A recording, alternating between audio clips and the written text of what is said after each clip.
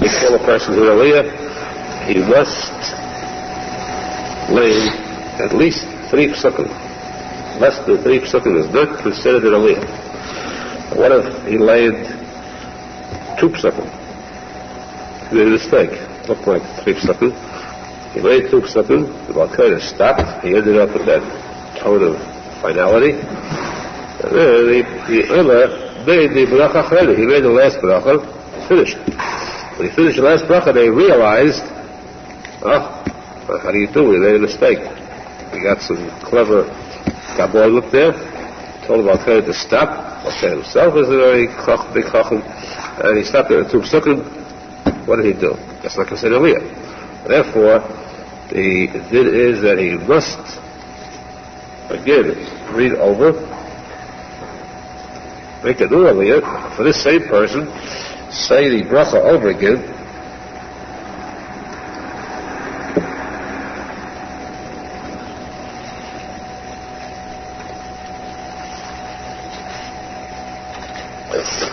so the bracha over again with bracha. This first Aliyah is completely void. Even the brachas are void. You got to repeat everything over again. The brachas, the Aliyah, the reading of the Torah, the psukim, and of course another posek at least, or more, and then say the last bracha.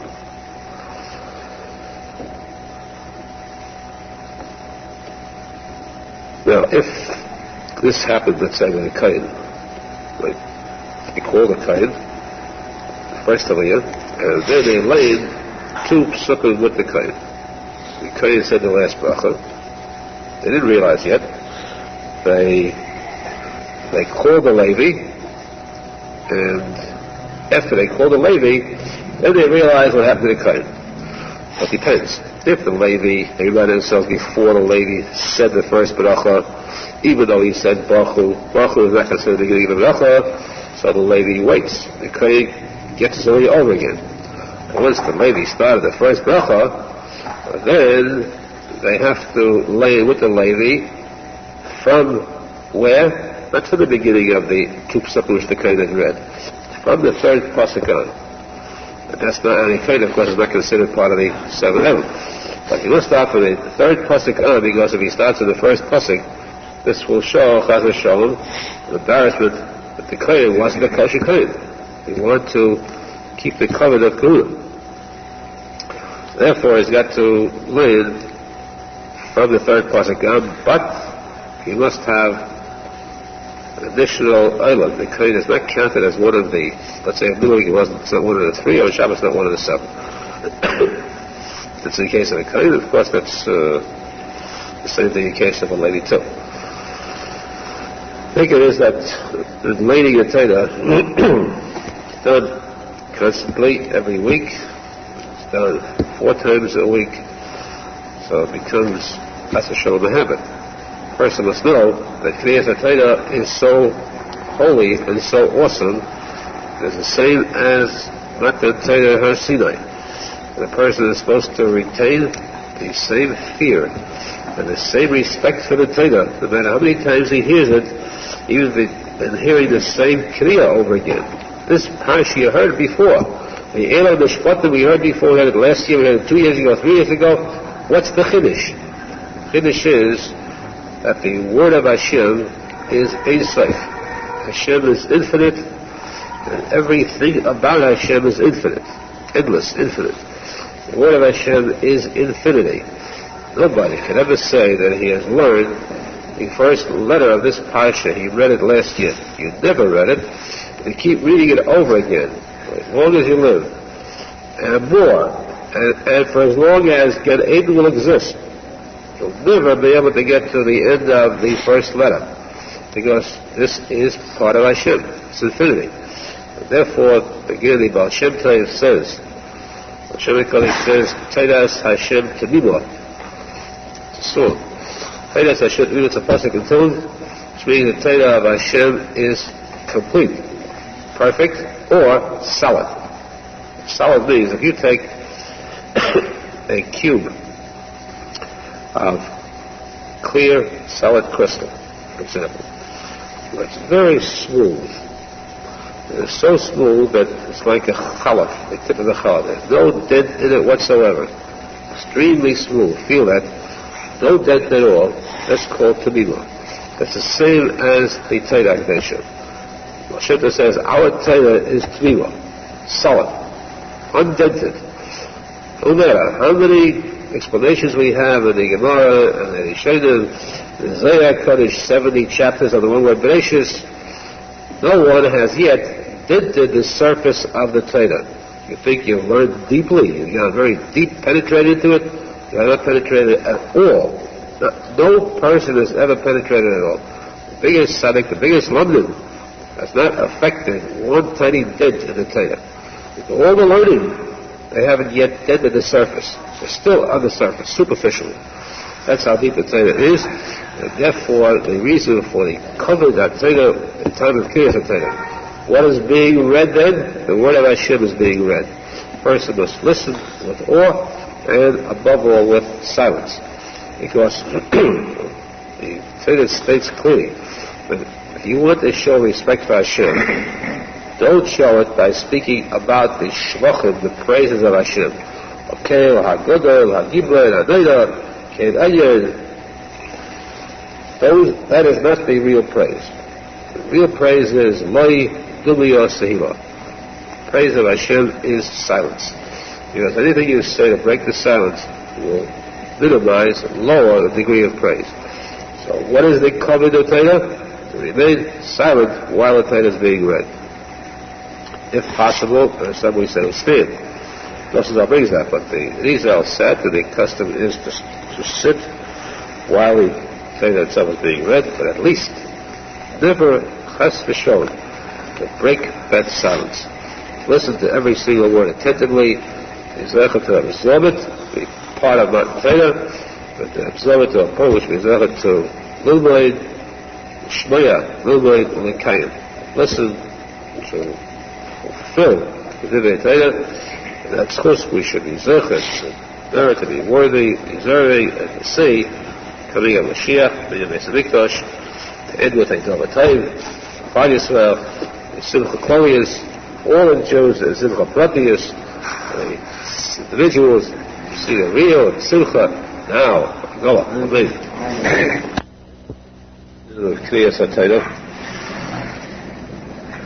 Question of who is acceptable to receive an aliyah.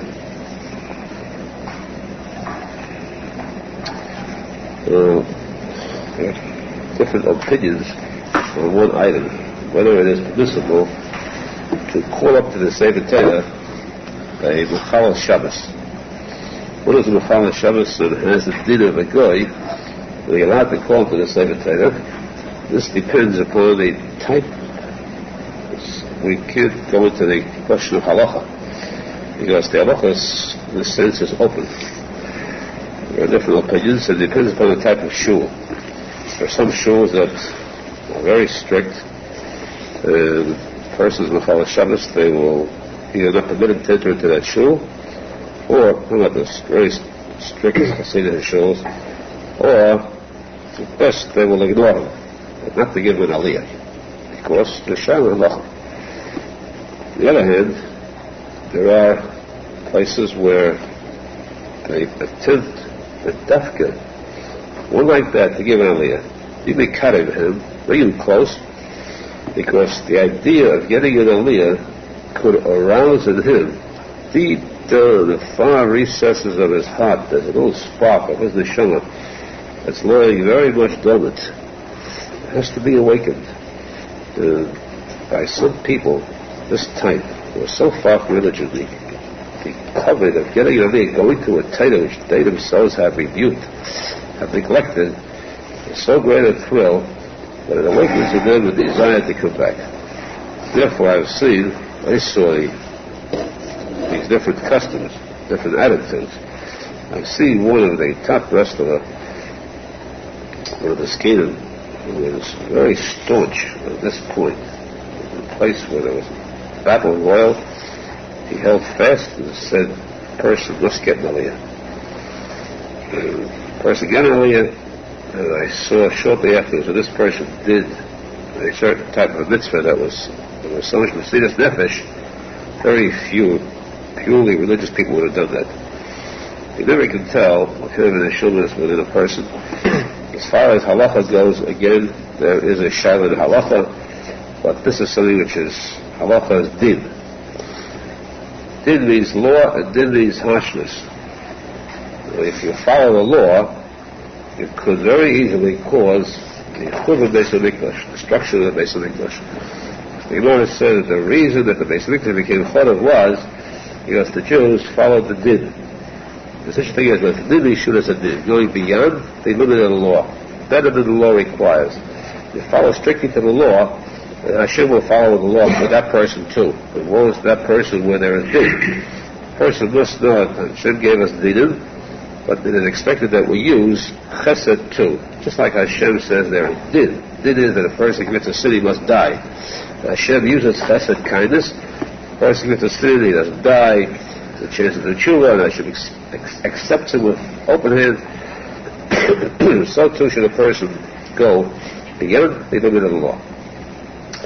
Now, of course, there are some cases, a specific case, again, in Kriyas HaTorah, going beyond the law is much worse than not following the law at all. This case of the Reformed, again, we hate to use profanity, but we have to use it in order to explain it. The Reformed Jews, Reformed rabbis, who lead the blind flock into bottomless pits, and they learn a little and distort that little. The Gemara says everyone can get an aliyah, everyone goes up to the Torah, every Jew, including women. Women can get an aliyah too. The Reform are those who hold very strongly with woman's lip. Woman's lip is something that's a very powerful weapon.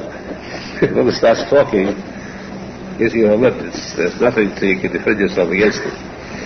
Of course, fortunately, not all women are like that. Many who are silent, sphinx type. But woe to those men who attempt to help. Imagine helping women's lip yet. Enough that when they attack, the men who swing over to their side, in the first place, those have proven themselves as not to be men. Not only are they not men, but they also are not humans. So it takes very little sense to commit harikari. So that's a masochist or suicidal tendencies to assist women to become a dominating factor. Now here, these Reform want to play up to the woman's vote or whatever it is. These Reform rabbis condone or advocate this contention that women can be called to the Sefer Torah, meeting in public, where the Gemara says women can be called, and the rest of the sentence is but. However, that's the technical law. However, it certainly is, as for showing the disgraceful act against the Kavod Torah, against the Kavod Tzibur, to call a woman in public. What kind of a display is that? A very sordid, base type of display. Who is supposed to be tznius. So therefore, naturally, it is forbidden to have any woman be called to the Torah naturally, but even to be in the section where the men are, also is forbidden. You got to be hidden as much as possible. It's hard to hide a woman. They keep popping out everywhere. At least try to make a mechitza. You have it as solid as the Iron Curtain, then you stand a chance, a slight chance, because their voices can penetrate right through that curtain, no matter what it is. Cushion it with lead, soundproof and so forth, somehow the voice travels over, above, under, through, it gets out. At least keep them confined to where they belong. You picture this one going outside with his lip. So we have a picket line outside. Well, these Reform rabbis do not finish the sentence. They established a rule that women could get aliyas chavruta one. This, of course, undermines the whole din. This is not the nimish, it's better than the law. The din says do not kill. You go better than the law. You do kill. That's more than the law requires. It's also that type can also destroy. Here it is very clear, the Gemara, that it is absolutely forbidden to ever entertain the thought of a woman getting an aliyah. That's one item. Second, a katan, one under 13, if he's a human, he cannot get an aliyah. If he's a frog, he could.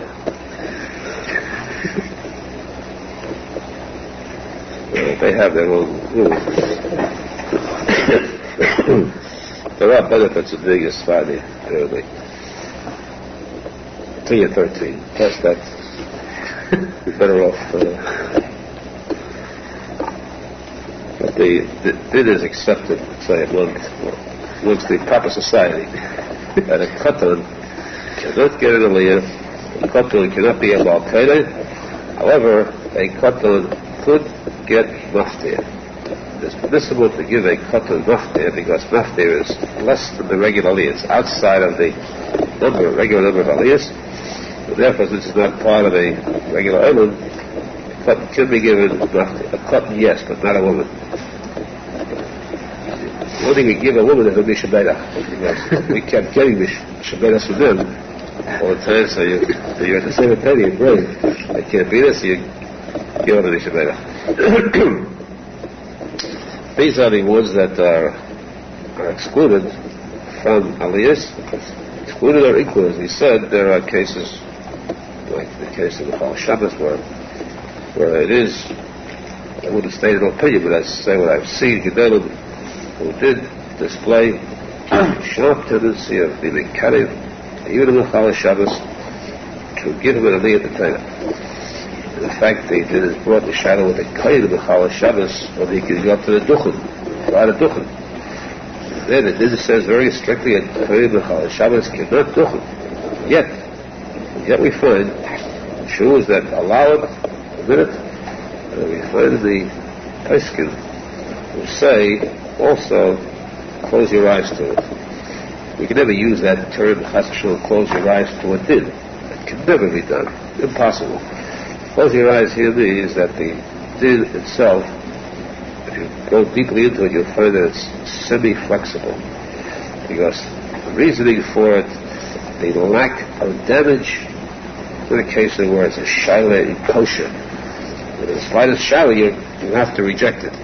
But here, you have your kain of duchani. You have additional one, either pretend he's not there, at worst. What does he do? The man goes up and says something. He says a few words of the brachos. Same time, since there's no damage done whatsoever, you can afford to be flexible lenient.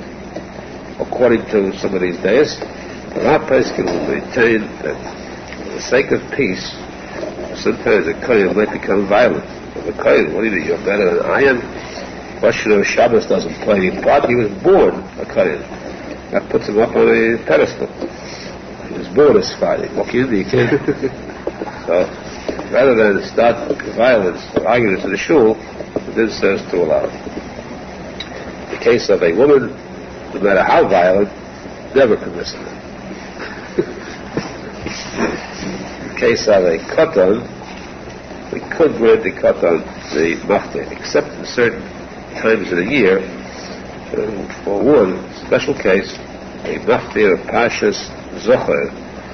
Now, interesting point. Though we say that maftir is, let's say, at a lowest level with all the other aliyahs, not as great the other aliyahs, and that's why usually when he gets maftir, we appease him by giving him musaf. You might as well give him say double musaf also, because you were insulted, you got a low aliyah. That's how it used to be. Today, the maftir became a very choshev aliyah. The maftir is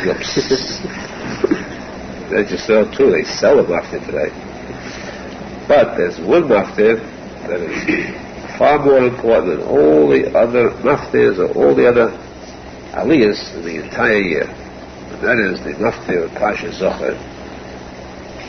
The week for this Shabbos Mitzvah of Pasha Zohar, that maftir is so important that it is more important than any other kind of reading, no matter what.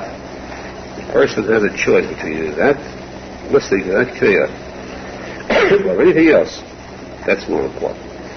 More important than hearing the reading of the Torah on Rosh Hashanah and Yom Kippur. More important, even according to many posek, than hearing the Megillah on Purim. This maftir is just a couple of sentences. It takes a few seconds. And this is more important than even hearing the whole Megillah on Purim. Because according to some days, this is the only pasha which is a chiv d'oraisa, and I tell you itself to hear it. So the maftir like that, or also Pashas Torah, which follows after Pashas Zohar, that too, the Shaila and the Mechlokas of that's d'oraisa also. These we do not allow a katan to receive this maftir, since it's a chiv. There are some who don't give a katan maftir Pashas Teshuva between Shabbos, between Shoshana and Yom Kippur. He doesn't get there either, or on Shavuos. Also, I speak of Meisim and Kovos. The Bala Yud is tzadik. Otherwise, the maftir is permissible for a katan. Regularly, we should the big gedolim. We should get the regular aliyahs, continuing aliyahs, and to fulfill the Torah that we learn. Torah b'koyach, too b'koyach, we should see the after the 3 years over, after lighting each time, we say Chatzi Kaddish, half Kaddish, except Shabbos Mincha time on Shabbos, and on a fast day, Munei V'Achal. That's the only 2 times you do not say Kaddish after the lighting. Then you say Kaddish before the Shemona Esrei, and afterwards. That covers this Kaddish for lighting. Otherwise, after each time you light, you say Kaddish. And as is known, the Din, very didactic makbid, the Arizal very makbid, to be sure he's standing for that Kaddish. Even those who are making, don't stand for all the Kaddish, at least this one, very much connected to be sure they are standing. After the case of Torah, we have Hagbah Glula. Hagbah, that means raising up the Sefer. Sefer Torah open position.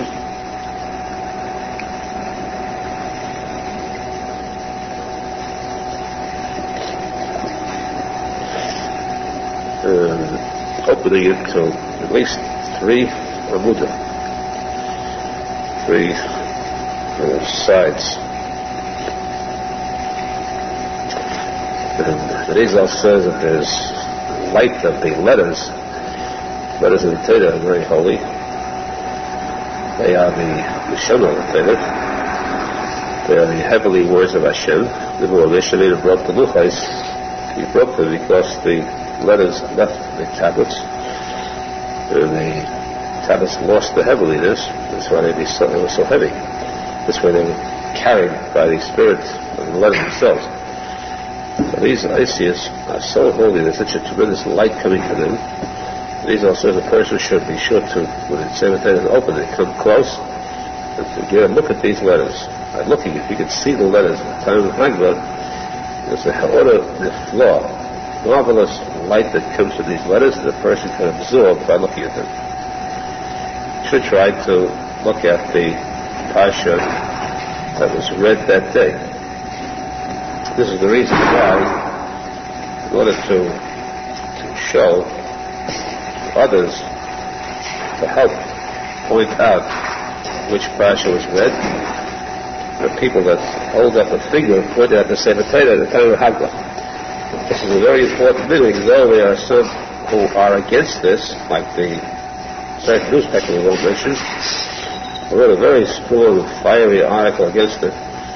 The fact is that you also in Israel will note that to the elite, the most learned places, the most learned people, among them are some who probably know more than this special newspaper. They themselves do this to show that there is a point in pointing out the place, and looking at those words that Arizal says to get this light.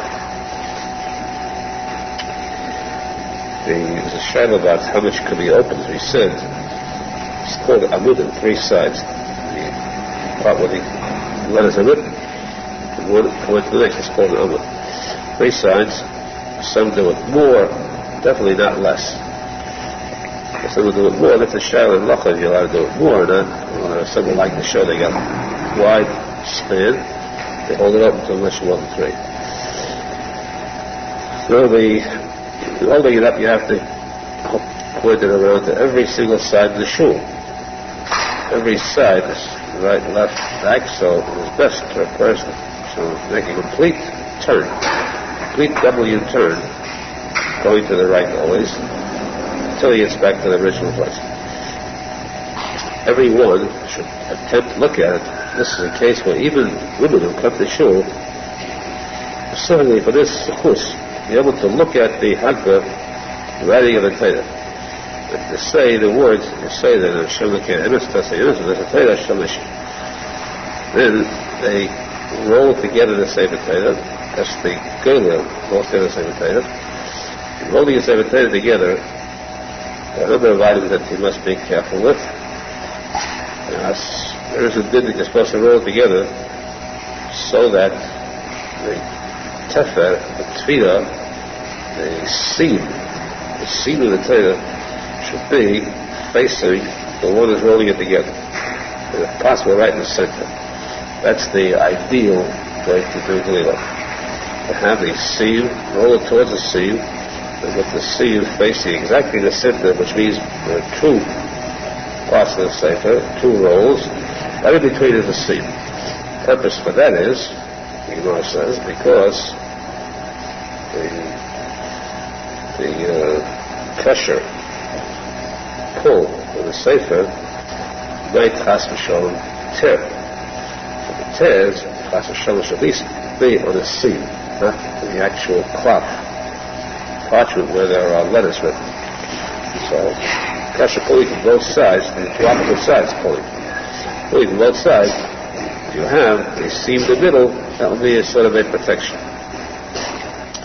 You try to get it to the middle, at least as close to the middle as possible, at least to the point where you see it, or another answer is, if you don't pull too hard, then if you haven't got the seam, then you're just the same.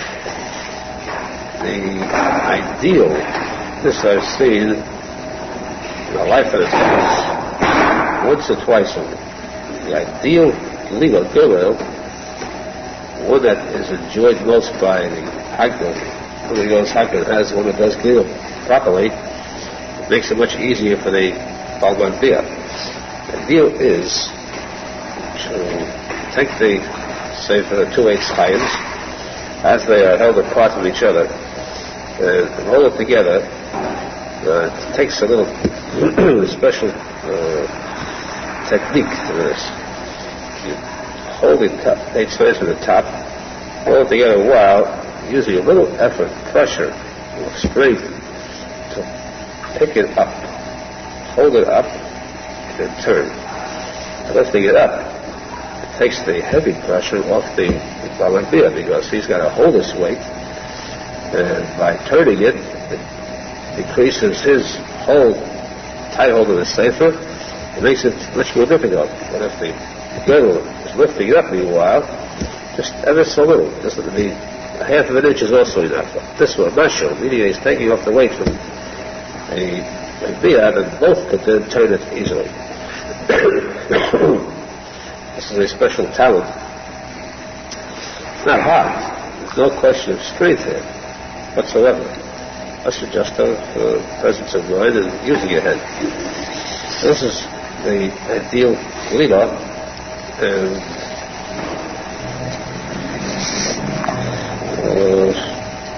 there should be another point you mentioned.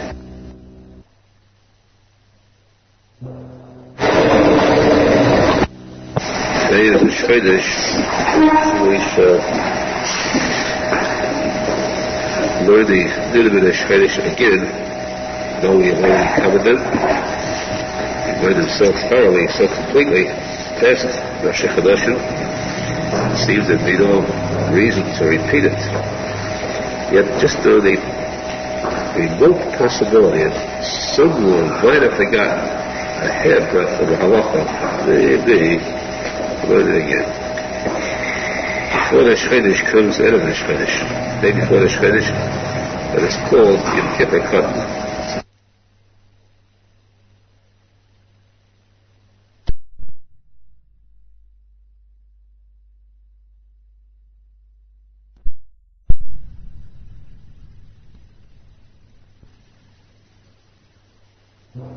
And what? Because there is a korban brought on that day, for the Shchedesh that is, which forgives for the month. Just the same type of korban as soya, which is brought on Yom Kippur to forgive for the year.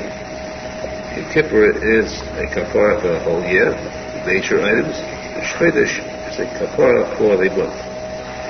Of course, if a person would ask if we have the Shchedesh, end of the Shchedesh, Yom Kippur cut every month, isn't 12 times 1, 12? Wouldn't this be equivalent to Yom Kippur?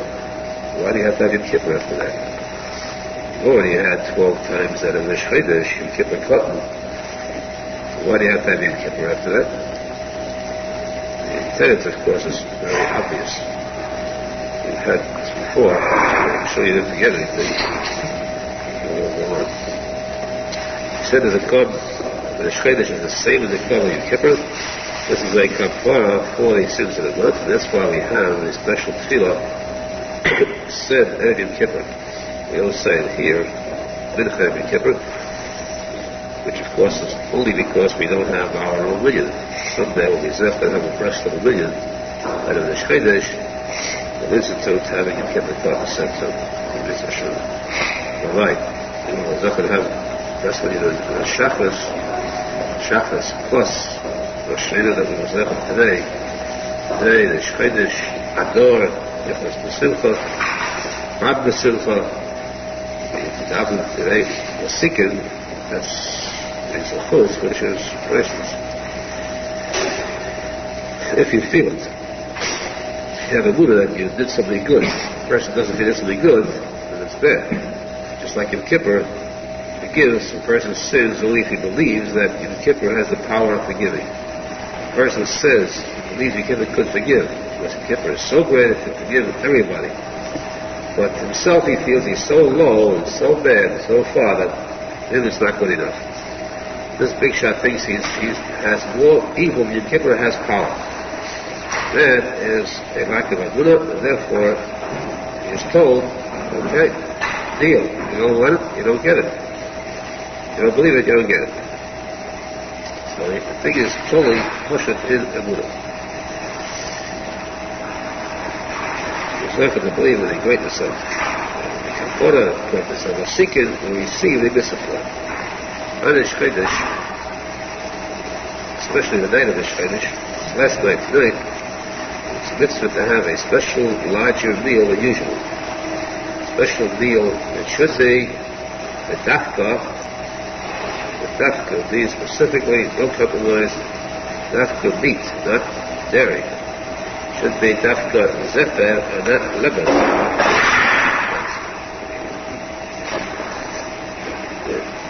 Okay. Should be dafka meat and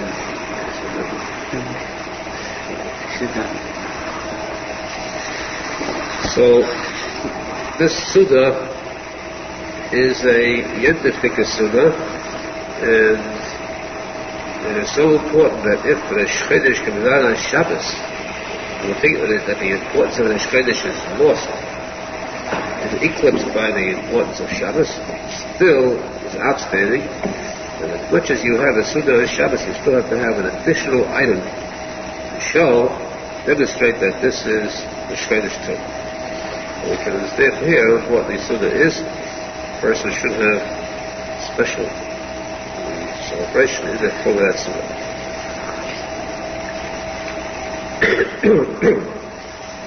Today's breakfast, of course, means that you must wash. You have to eat a bagel, a roll, accompanying bread or something, or challah. But you have to wash and make a rinsing.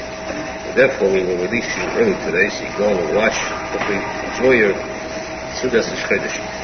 One thing more, the Shchedesh is more of a woman's holiday, and therefore women are not required, not allowed to do any work on the Shchedesh.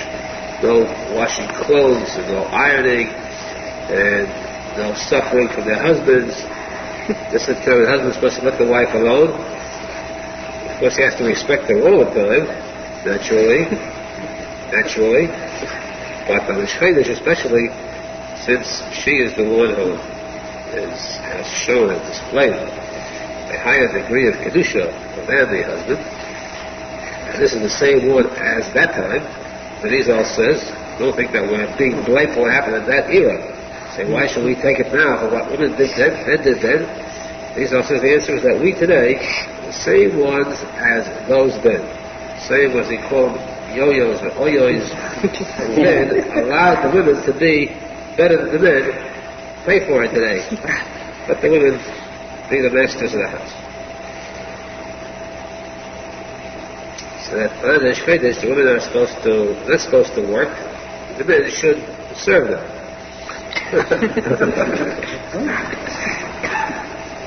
This point about women not working, it says, is written in Spanish, is a minhag.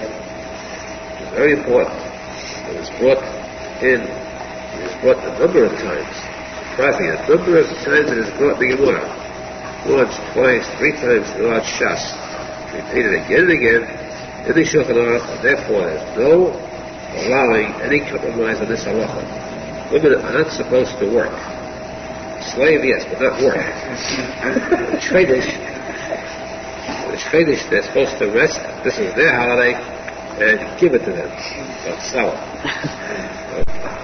That's why though we men are allowed to work, still, you should keep in mind that the Shchedesh is a holiday throughout the day.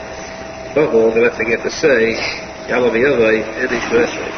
Person forgets Yalav Yavai, tomorrow at night, he does not repeat it.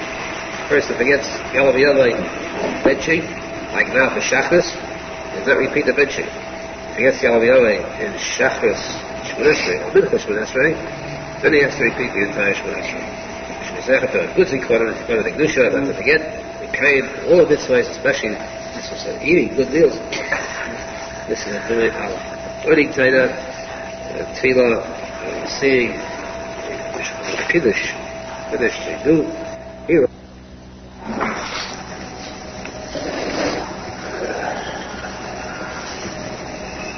The second day of Shchedesh is actually the first day of the month.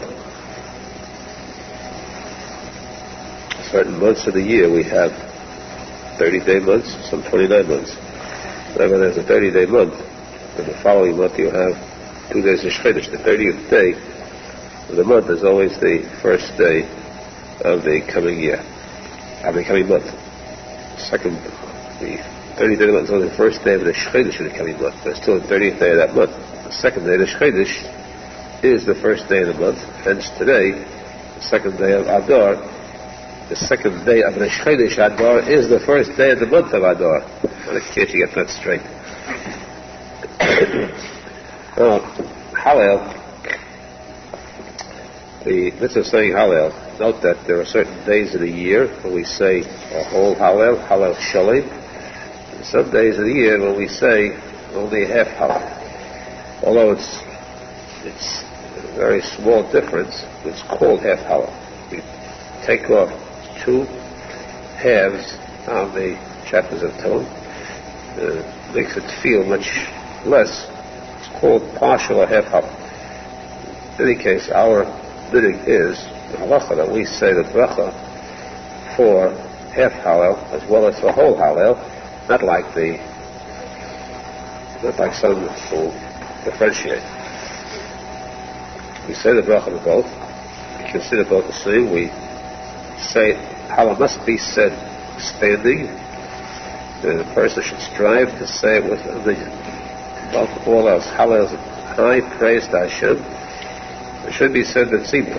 So if a person comes into shul late and he has a choice of starting a daven himself or davening Hallel b'tzibur, it's more important that he wait to daven Hallel b'tzibur than he should arrange it daven Hallel b'tzibur. If he is in the middle of the Tikuney Zohar, he's caught between Baruch Shama and Yishtabach, he can still say Hallel with the tzibur. It does not say the bracha at the beginning or the end, because Hallel praise, this bracha Baruch Shema Yishtabach is the same idea. There's no bracha, so then he becomes this Sephardi. That treats him right because he was caught in the middle between Baruch Shema and Yishtabach. He should have been there earlier and daven tzibur all the way. And this is only on a Shchedesh. You cannot do this. It's only when you say half Hallel you can do this. You can pull a stunt. But if it's on the days when you say the whole Hallel, the regular Yontif for Chanukah, then he cannot do this because he'd be losing the bracha for whole Hallel, which he cannot afford to lose. So he cannot say Hallel with the Just make sure that he doesn't start Baruch Shema until he is through with Hallel first. After Hallel, the Kaddish is said, whole Kaddish, and then they take out the Sefer Torah, and they lay 4 people. 4 that lay on the Shchedesh, which shows that it's a bigger Yontif than a regular day. Regular Monday, Thursday, and Shabbos, there are only 3. In Shchedesh we have 4. It's a higher Yontif. In other words, it is a Yontif. The Shchedesh, therefore, is usher to have any tainus, fast, or the hesped, half a shalom, a person passes away, you cannot have any kind of a eulogy then, hesped of any kind, because the Shchedesh is to a degree, a Yontif. In fact, the Zaydik Kodesh, Arizal brings, Arizal says, clearly that the Shchedesh is a higher Yontif than all the others, as far as Gehenna goes, because according to many opinions, Gehenna rests on Shabbos, the fires of Gehenna. One of us know that they not rest on Yontif. But on the Shchedesh they do rest. And you see that the Shchedesh is a bigger day than the other holidays. In this respect. And that's why a person should learn to respect the Shchedesh, because it will come in handy over there. We shouldn't have to use this. We should be zechet to the Emes B'Nisrael, B'Dina Shel Gehenna, and the others. Because as bad as Gehenna is, it is brought that Gehenna is far less than other things outside of Gehenna. Really, it's written clearly that the person, the Shema, hopes, prays there. To what? You get into Gehenna? No, you get into Gehenna. The Shema's work for months, for years, strive and suffering to get into Gehenna. That's what happened. We should be zechet to Emes B'Nitzel, the Gamri, Dina Shel Gehenna, Mish'ad Dina, we should be zechet to Chaim Nitzchim. This is possible, this is not possible by a loner, one is alone. There's a Mishnah in Pirkei Avos, Arizal teaches, I think I've been also too. The Al Tehi Rasha B'Fnei Atzmach. Shouldn't be a Rasha in your own eyes. Don't consider yourself evil, because you fall into a depressed state of mind. It's very sinful. A person must strengthen himself. Rosenfeld teaches if you're b'fnei atzmach, if you are an individual alone, you are it. You don't need any attachments, any connection with higher ups, with kedusha, with tzadikim. Then the result is that the person is a rasha. Rasha b'fnei atzmach. Alone, a person is a rasha. You cannot be a tzadik. You must be attached to the tzaddikim. This goes for everyone. Even Hashem said to Moshe Rabbeinu, even the tzaddikim too has to be attached. It is kasher. Everyone requires this kashrus.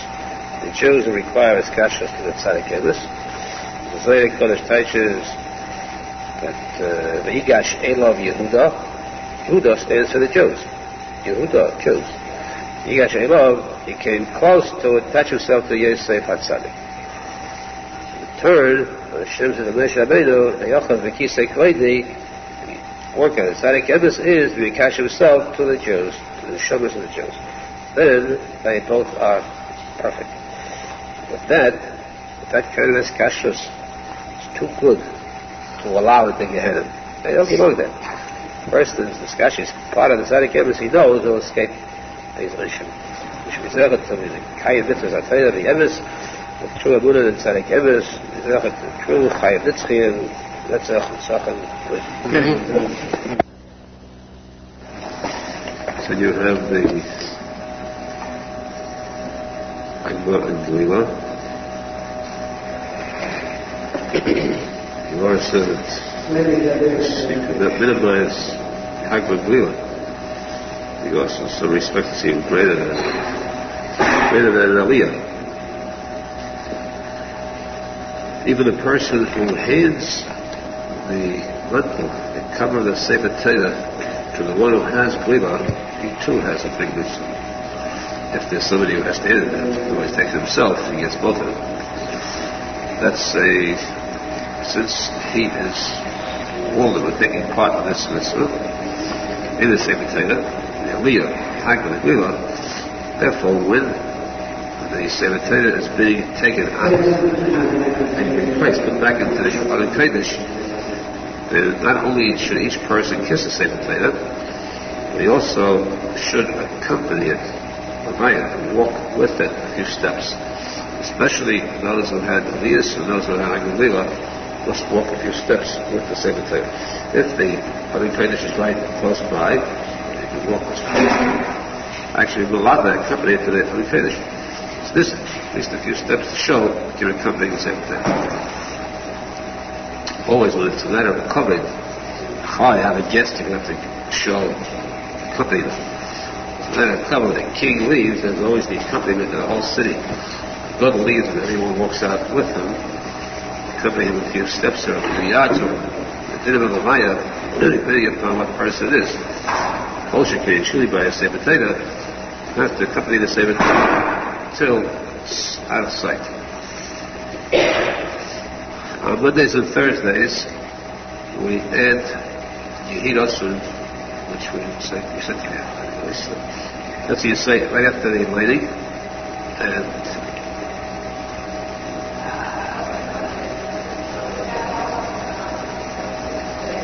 also any Always, which I believe said. So, in case there is no Sefer Torah around, Shul has no Sefer Torah, then they should have one person to lay for the Chumash. Special din. Do not call anybody up. That part of the Kriya, take a Chumash, lay for that Chumash, one person should go straight through the whole Pasha. This is in order that people should not become lax and forget about the fact that there is Kriya. Give people in a town where there's no Sefer Torah available, on the shul, and after a week or two, they'll simply forget that there's such a thing as lighting on Mondays and Thursdays. That's a shul. I wanted to keep them aware of this fact constantly, so that when they have a Sefer Torah, when they have an opportunity to do it, they should lay it from a Chumash, Mondays and Thursdays, the Pasha is supposed to lay for Sefer Torah. Now, in the Sefer Torah is different than tefillin and mezuzahs. This is called stam. Sefer, tefillin, mezuzahs. These are the three sacred items. All three are holy. All three must be written by hand. And all three, if one letter is off, something wrong with one letter, they are posek. You have a little mezuzah, one letter passes the mezuzah. You have a whole tefillin, all four pashas of tefillin. There's one letter. One letter passes all the four pashas of the tefillin. So it's the arm on the head. You have a Sefer Torah with 600,000 letters. 600,000 letters. One letter is wrong, not that one letter, but the entire Sefer Torah becomes posek and cannot be used. That's the similarity of these three. There's one difference though. The Sefer Torah is different than tefillin and mezuzahs. The difference, maybe this thing is called Chassidut. You get through with this lesson, you become the leader. The laws of writing is the same. Chassidut means that if you find a mistake in a mezuzah or in a tefillin, then you find a letter wrong. Let's say the letter is the middle of the parsha. If that letter is wrong, how do you correct it? You got to scrape it out, scrape it off, or else add to it, correct it. The letter is wrong. It says, oh, the letter is not there. Right? The letter is not written there. The letter is missing. What have you done? That letter out, you have completed the rest of the mezuzah. The rest of the tefillin. You wrote the rest of it. You finished the end of the mezuzah tefillin. Now you're going back to write that letter. It means you're not writing the parsha in the order where it's written in the Torah. It means that you write straight the letter until the end. Here you've written till the end, and you're not finished. You're going backwards to finish off this parsha. That's called shalaikis, not in the order of where it's written in the Torah. Now this is asur, in the case of mezuzahs and tefillin, which means therefore, note, that if there is a letter, posek, in mezuzah and tefillin, then it is impossible to correct that anymore. You have to bury it.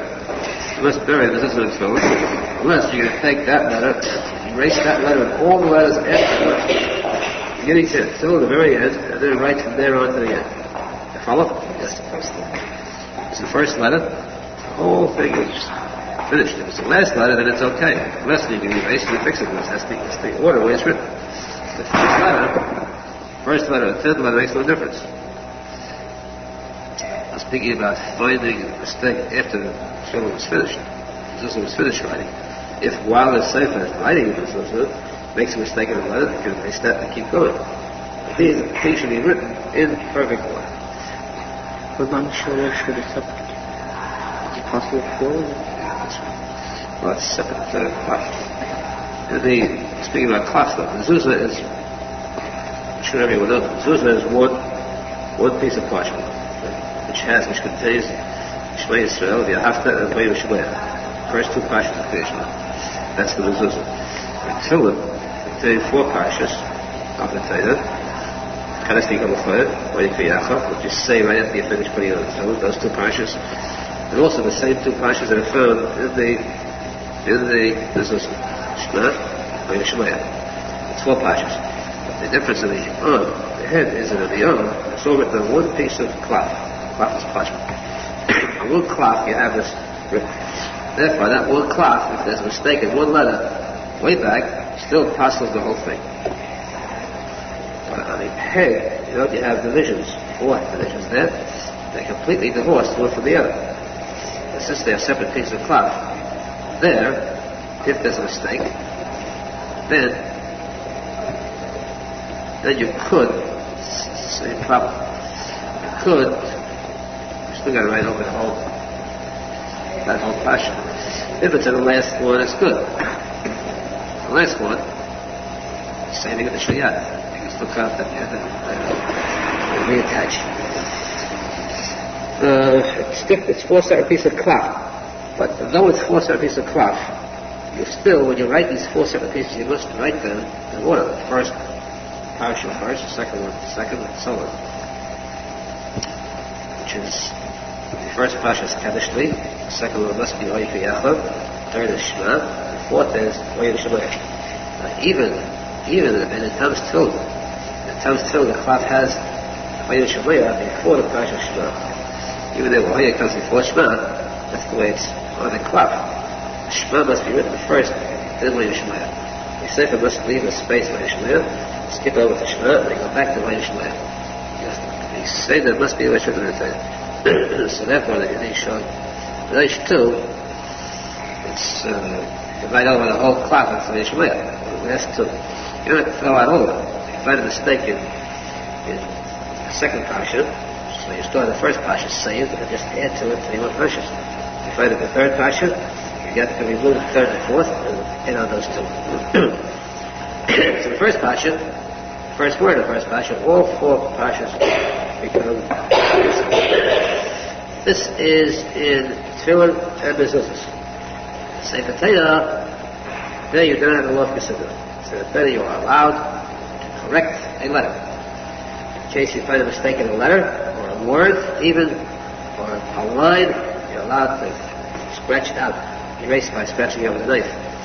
The letters, the words, and rewrite or write over it the no words. There's no din of Chassidut in the Sefer Torah. That's fortunate, because you can imagine if you had found a mistake, it's good. However, there is a posek by Sunni Falayim Barza on the Mizbeach.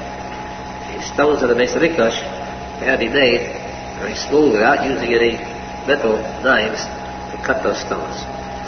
Because a knife is a symbol of war, and a symbol of evil. It's the symbol of Mars, the planet Mars, which is Brendan, which is red blood war. So therefore the knife should not be placed next to the Mizbeach, which is so holy. That is working in the Mizbeach itself. Of course, you need a Chalak to sacrifice the chavruta of the Mizbeach. The Mizbeach itself, which stands for bringing close the hearts of the Jews to Hashem, stands for peace, showing that there should be no knife raised on it to build it. So, Arizal said that he would like to be zecher to get a Sefer Torah that is like the Mizbeach. Sefer Torah where there was never a knife raised against a pen, yes, but not a knife. Use a knife to scrape off letters. Have a Sefer Torah in the front. Malicious, really call yourself without one mistake, but it didn't require using a knife to scratch it off.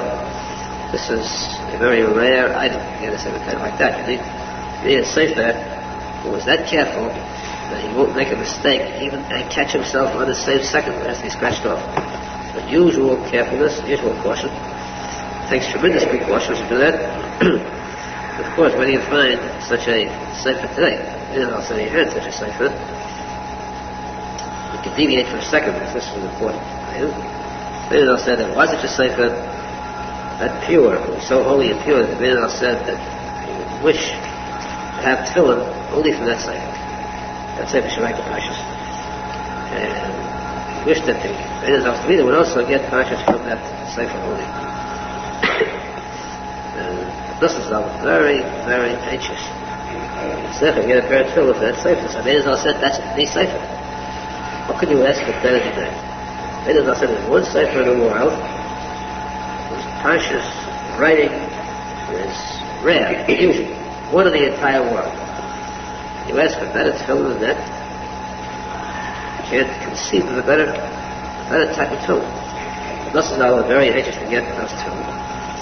And he was ready to go get them one day, and it happened, for some reason, in the Shemayim, Arizal came and he did not have his tefillin with him at the time. Arizal borrowed R Nosson's tefillin for that one day. Afterwards, R Nosson said, I wouldn't take the tefillin from that Sefer for anybody in the world. What I have now is Arizal war are worth to me more than anybody will ever write Parshas. So he kept his own tefillin. Twisted. Arizal with him. But that was R Nosson's zecher to it. What can you find? Of course, this is a tefillin. There was case too, if you recall, in the Sefer Torah, that was wisdom. Arizal once gave to somebody a talus. His talus. He wore his talus. He was getting a new one, so he gave him his old talus. Imagine the talus of Arizal had worn presently, the davening, and wrapped himself in his talus. Poured out his cloth and his latest in his talus. Imagine the value of the talus. What's this? Said Arizal gave it to somebody. Who was the one that was deserving of receiving his talus? So there's no, in fact, that this was either. It's more positive, but still, it's either Shimon Zal, Arizal's plus Shamish, or R Nosson. Either one of these two was definitely would have gotten Arizal's talus. Arizal said to him, he gave it to him, be careful with this talus. Because, you see how many threads go into a talus? Until I learned the meaning of talus, and so many tears, I shed, poured out that Hashem and Tefillah. So, definitely, Dusha, anything is left. Of course, so we have Arizal's Swarm. What can you ask for better? Reading of Menachem wisdom is reading the wisdom, the words of Arizal. Reading of Tikuney Zohar. We have it not translated today. We have to take. And we have Arizal's 8 cents.